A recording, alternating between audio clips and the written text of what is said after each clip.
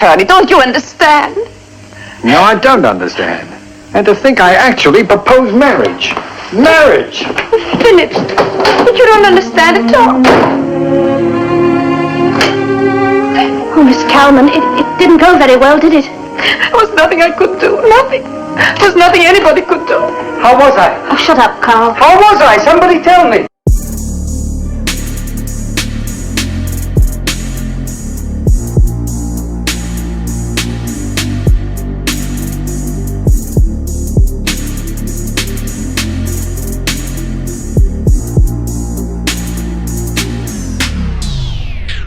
If you love listening to this show, please consider giving a rating and a review on Amazon Alexa or wherever you listen. We want to continue bringing you this amazing content, and part of our ability to do that means that we need a big audience. Now, it may not seem like much, but rating and reviewing the show will help more people find us, just like how you found this show. Simply on any podcast platform, search for our show, scroll down to the bottom, and push 5 stars. It's that easy. Thanks for supporting the show.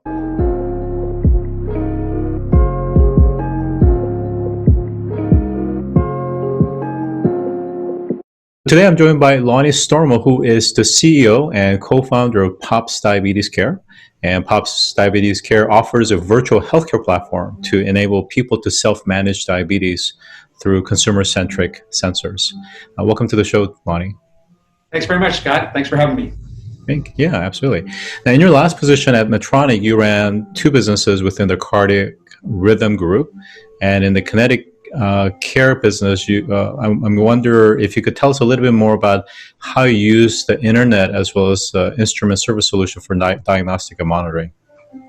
Yeah, actually, Medtronic has one of the biggest connected care medical networks in the world. And really, it's about connecting people that have implanted devices, pacemakers, defibrillators, or even insulin pumps outside the body back to their physician. So it's a remote management vehicle. And so we put a monitor in the person's home, allow that device to talk to the monitor and send the data back to the physician so that people can actually have telehealth type of visits rather than going into the doctor just to have their pacemaker read. Right. And of course, their business model was, of course, medtech, and actually requires a hardware of some sort that needs to be procured. And your experience there, how did it help kind of shape your thinking process as you thought through your venture, and why diabetes? How did you get into that? Yeah, well, those 2 questions go perfectly together, because the reason I left Medtronic 5 years ago is 2 reasons. One is I saw the consumerism of healthcare happening. It became really clear to me as I started working with that connected care business and now actual people that were using Medtronic's devices. And when that consumerism of healthcare was happening, people searching and finding their own symptoms and trying to do things, I said, how come with diabetes, I'm managing my diabetes the exact same way for the last 15 years? I had a test kit just like this one that everybody uses across the world. And for me, that usually sat in my bathroom, and then every 6 months I'd go see my doctor. And I couldn't believe that that's the way we're still managing the most expensive chronic condition in the United States when I saw this consumerism of healthcare happening. So I believe that healthcare is changing and it needs to change, and I wanted to be part of that. And so I left Medtronic 5 years ago and specifically started in diabetes because I know that field really well. Terrific. So tell us about Pop Diabetes Care, and what are you guys looking to achieve?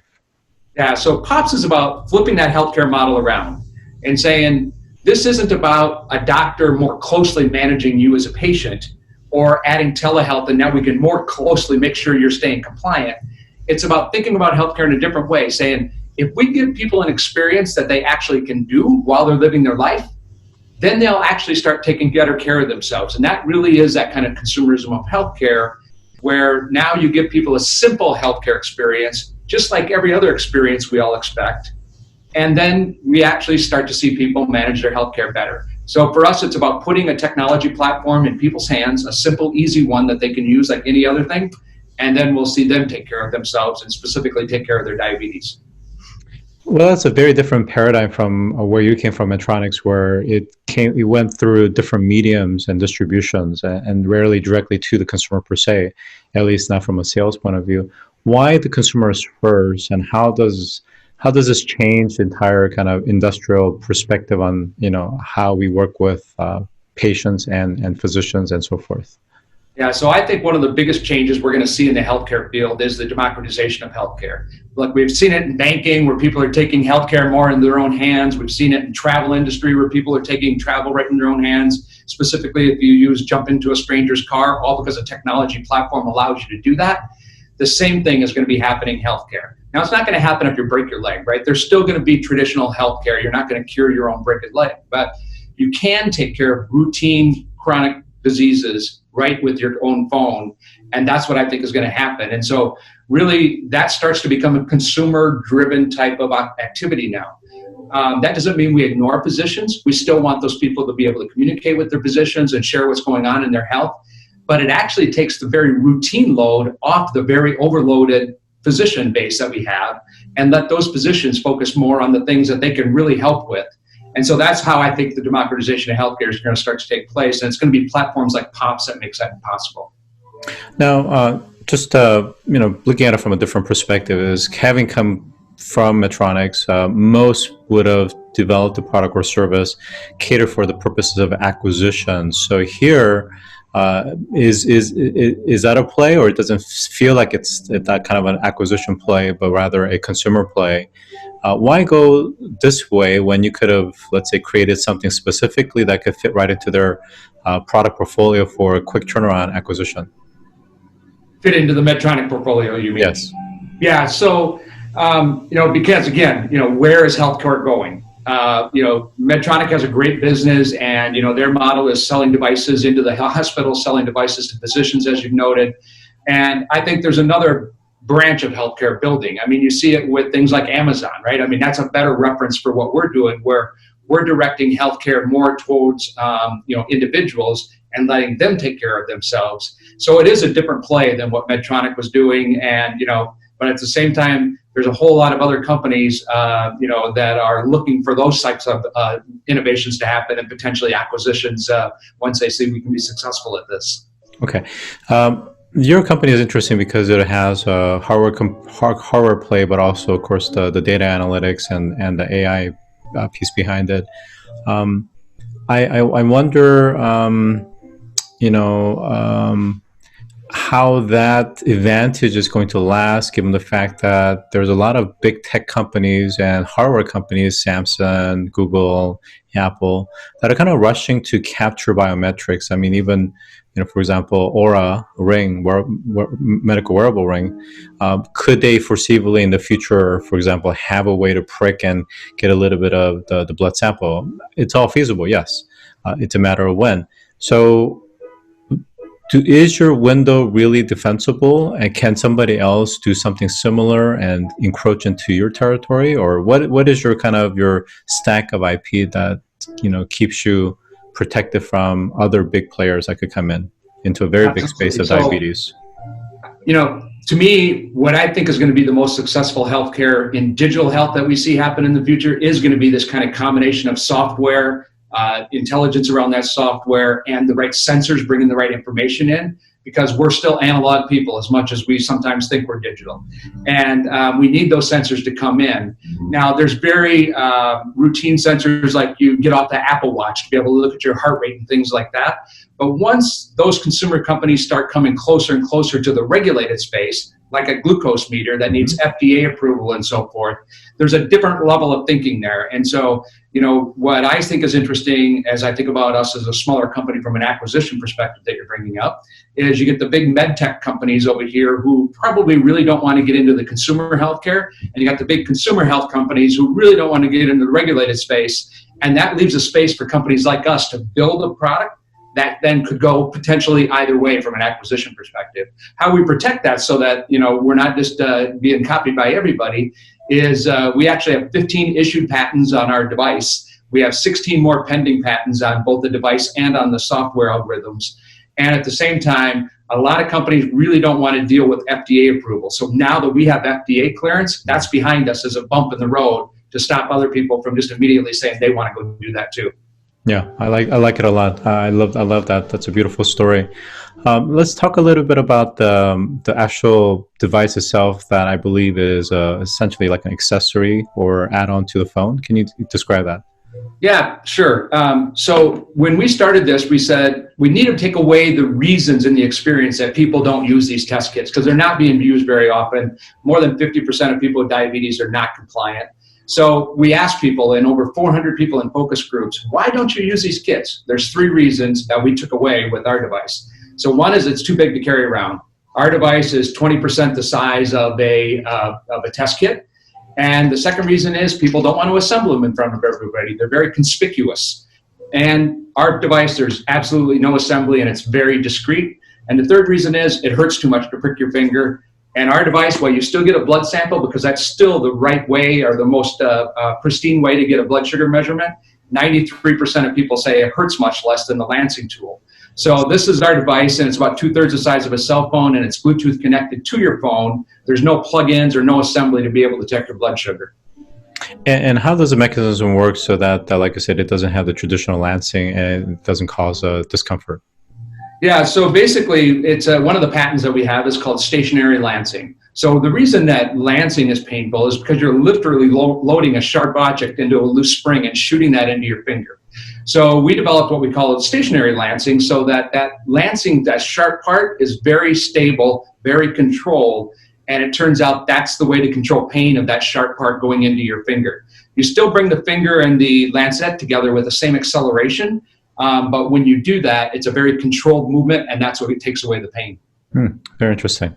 Now, a little bit forward-looking perspective, how do you foresee that you guys would change the let's call it the human-machine interface or the device that's attached to the phone, as the phone over time starts to not become the universal, device that's on people's, personal ecosystem, but it could be AR glasses or whatnot. Because I know there are others that are looking to have, something more like a wearable that's attached to your abdomen or something to that extent. How do you foresee that portion potentially evolving over time?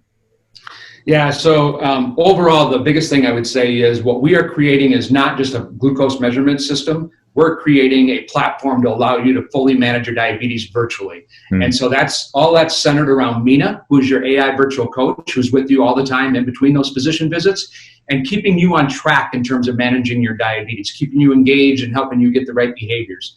Over time, we can imagine a variety of sensors coming into Mina, including new sensors that come out in terms of glucose measurement and so forth. But today, I can tell you for 20 years, I've been waiting for one of those really cool things that you can just wear to come out, and they never do. And the reason they don't is because it's really difficult to do. I mean, even Google gave up on their contact lens. And so, until that happens, we still have the most superior way of measuring blood sugar without having to wear anything. And when it does happen, we have a platform, and we'll bring the right types of sensors into the platform. If the phone at some point in time gets replaced by something else in terms of, where Mina can exist, then we'll adapt that too. Now, the Nina that you're talking about, so again, it's based on your algorithm, and there's an interface to it. I don't know if you guys are incorporating, bots and so forth into the chat conversation or what. But what has been kind of the quantitative data that you're seeing from the actual users? How are they interacting with the agents, the system, and the recommendations? Is there compliance? Is there responsiveness? Are they ignoring it? If you could tell us. Yeah, so overall, the biggest headline that I put on top of that is a net promoter score of 75%. And we get that net promoter score, which if your listeners don't know, net promoter score is a great net promoter score, especially compared to the 12% that healthcare typically gets. But the reason for that is because one of the things that all the apps that are out there for diabetes management or health management in general, I think are getting wrong is they treat everybody exactly the same. It's kind of like one uniform interface. Doesn't matter if you're motivated or not motivated, you get the same thing. And the second thing is we develop them too much from a healthcare perspective. And so that we basically say, we're going to do what we think is right for you, even if that's not what you want. And so what people end up doing is deleting the apps. And so what we do is we start with this philosophy of light coaching. Managing diabetes is a marathon, not a sprint, and we don't want to drive you away with pinging you every time you eat a meal to say, what'd you eat today? And instead, we're basically having Mina look at how motivated you are to manage your diabetes. She judges that to begin with some questions you answer at the beginning, and then it continues to evolve over time. And then she addresses coaching to you appropriately to you at the time when you need it, and not just kind of routinely and all the time pinging you. Yeah, so this is hugely important because what you're talking about is, the diagnostics or the sensor that captures the RNA or the blood sample is one thing, but really to have true therapeutic impact, you need behavioral change, which is getting into habit formation and habit reformation, let's call it. So it's interesting in terms of how the system basically learns, and how do you start to gauge the motivation in terms of the system, and the system then learn the level of motivation and then either lessens or increases or changes the approach of how they interact with the human.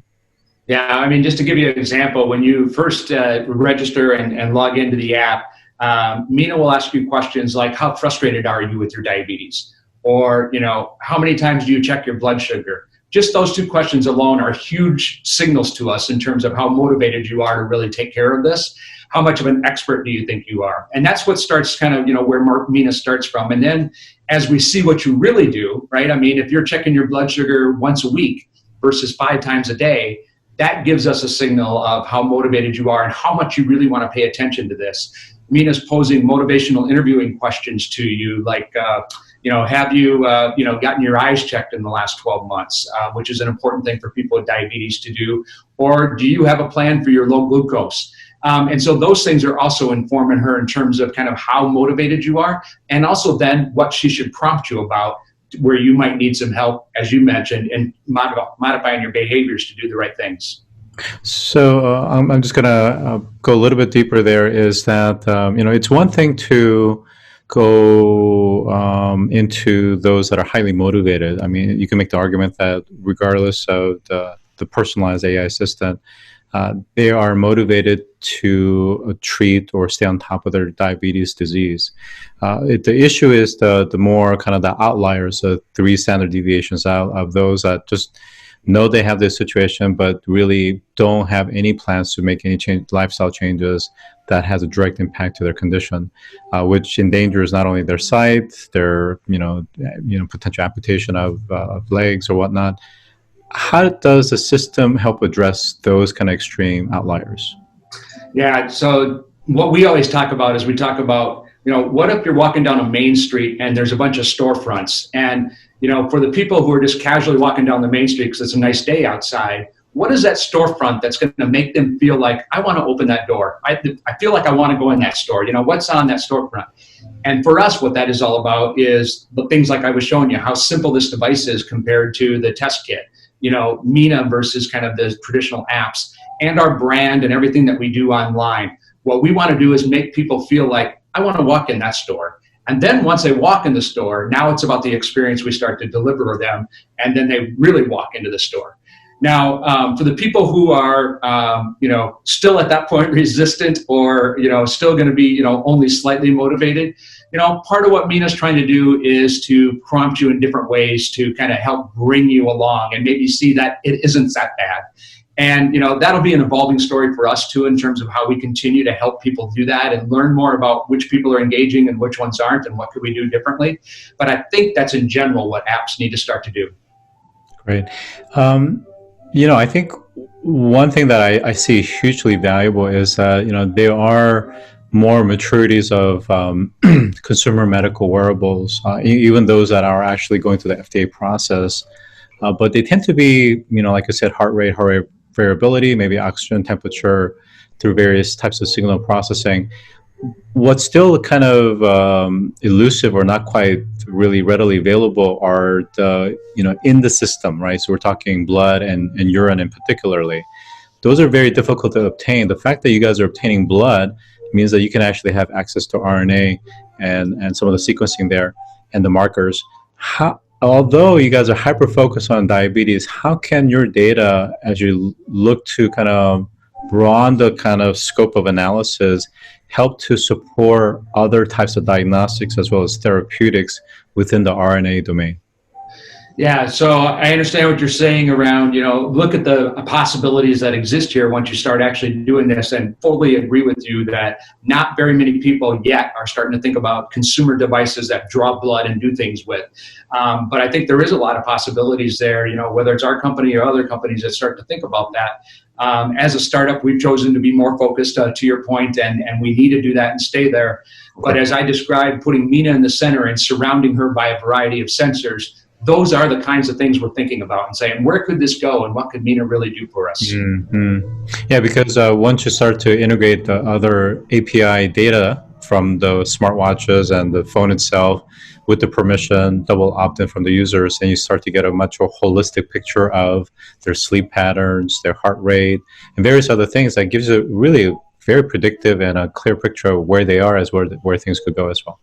Yeah, and when we talk about the democratization of healthcare, going back 10 minutes ago, now that data suite that some intelligence in your app has about you is much more informed than a doctor will ever be when you sit down with that doctor for 20 minutes, even if you go do some labs, because this is real life data across a variety of things: oxygen, heart rate, blood glucose, etc. And there's a much better opportunity for you now to take care of yourself rather than saying, hey doc, what should I do? Well, I think if anybody can really tackle this market, it is you with your background. I'm very excited about the FDA progress that you guys have made. So today I've been joined by Lonny Stormo, who is the CEO of Pops Diabetes Care. Thanks for joining today. Thank you very much, Scott. I appreciate it. If you've enjoyed this episode, take a moment to rate our show on any podcast platform that you listen to. Scroll down to the bottom and push 5 stars. It's that easy. And as always, thanks for listening.